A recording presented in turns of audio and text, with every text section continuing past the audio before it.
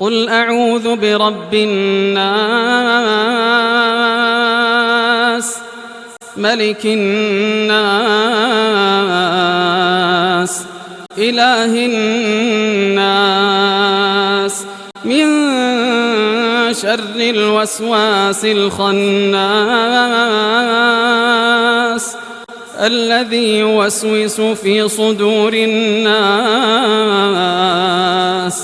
من الجنة والناس.